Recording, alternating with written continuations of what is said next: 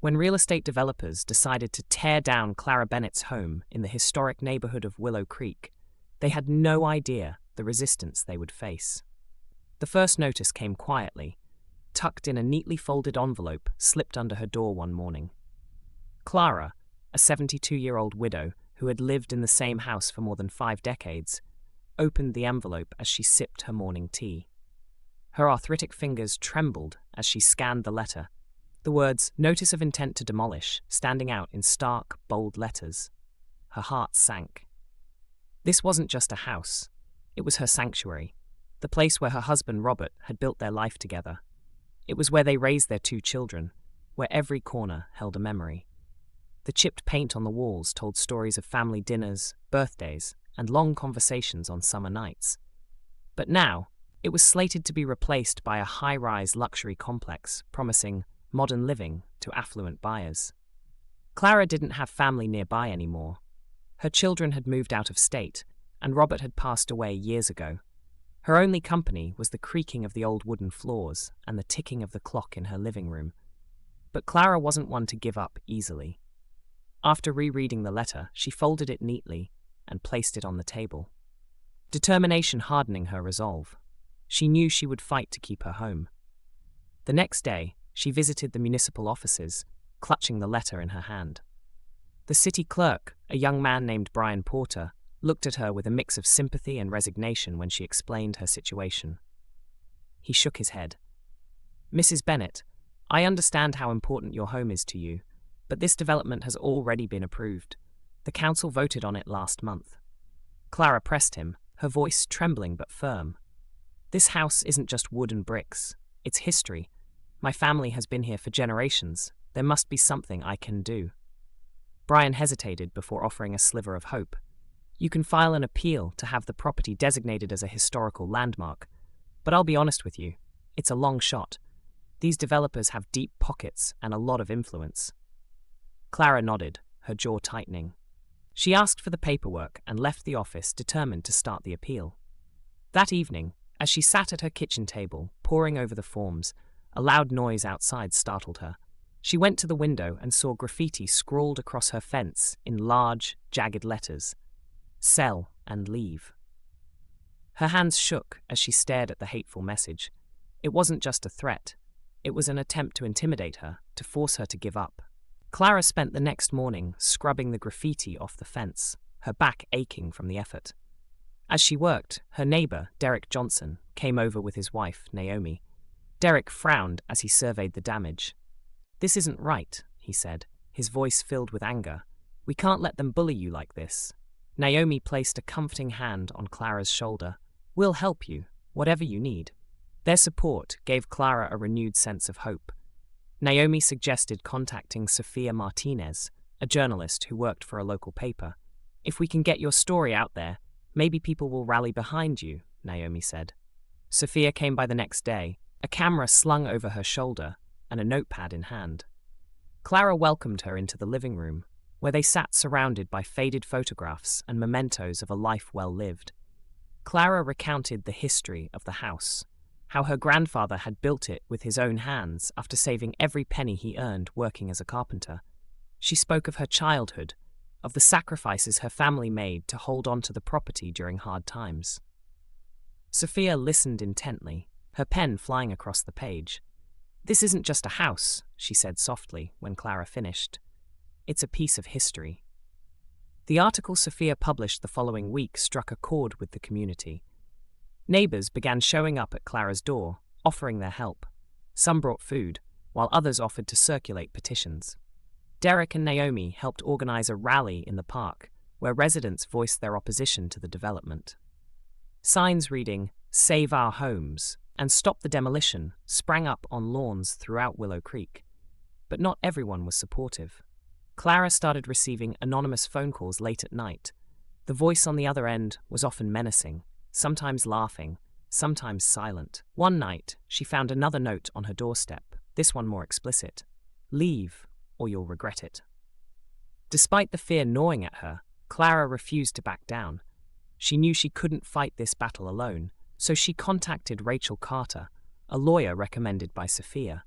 Rachel was young, but passionate, and she agreed to take the case pro bono. "We'll argue that your home is historically significant," Rachel explained during their first meeting.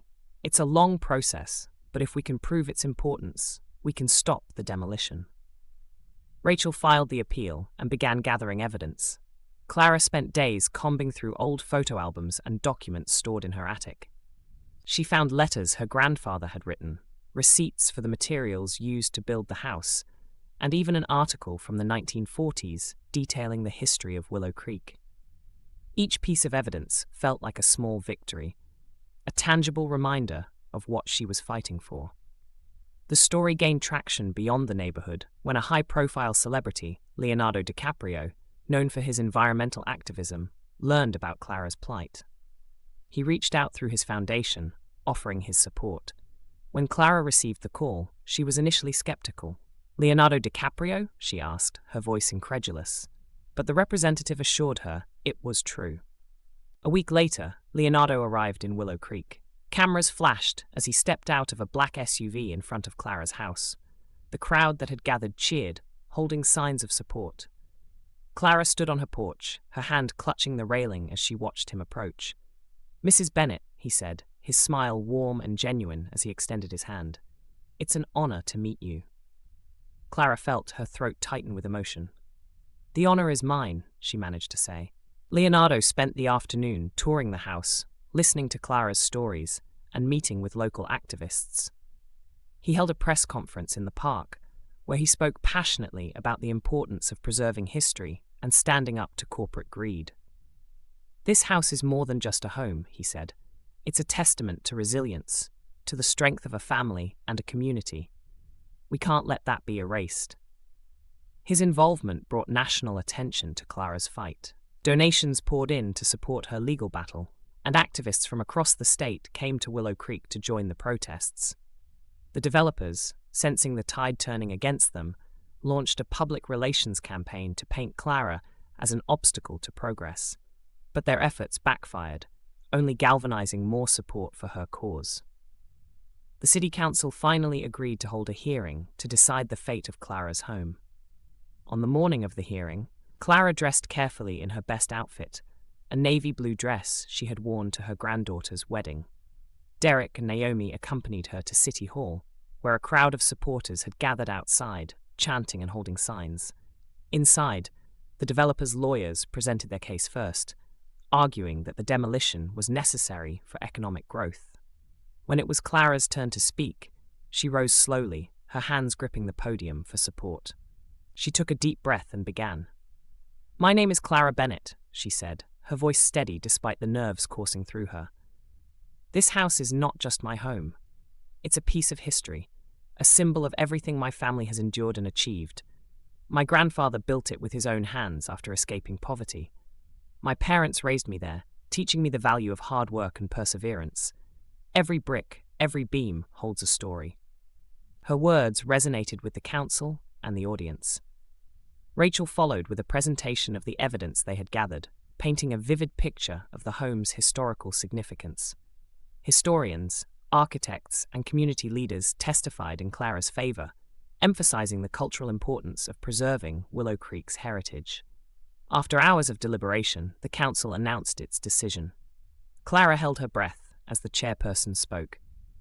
By a vote of 5-2, the Bennett home will be designated a historical landmark and protected from demolition. The room erupted in cheers. Clara felt tears stream down her face as Derek and Naomi hugged her tightly. Outside, the crowd celebrated, chanting her name and waving their signs in victory. In the weeks that followed, Clara's home became a symbol of resistance and hope. With Leonardo's help, plans were made to restore the house and turn it into a museum dedicated to the history of Willow Creek and the resilience of its residents. Clara, though hesitant at first, embraced the idea. She knew her story wasn't just hers anymore. It belonged to everyone who had ever fought to protect their home, their history, and their community. As she sat on her porch one sunny afternoon, watching children play in the street and neighbors greet each other with smiles, Clara felt a profound sense of peace. She had fought for her past, and in doing so, had secured a future for generations to come.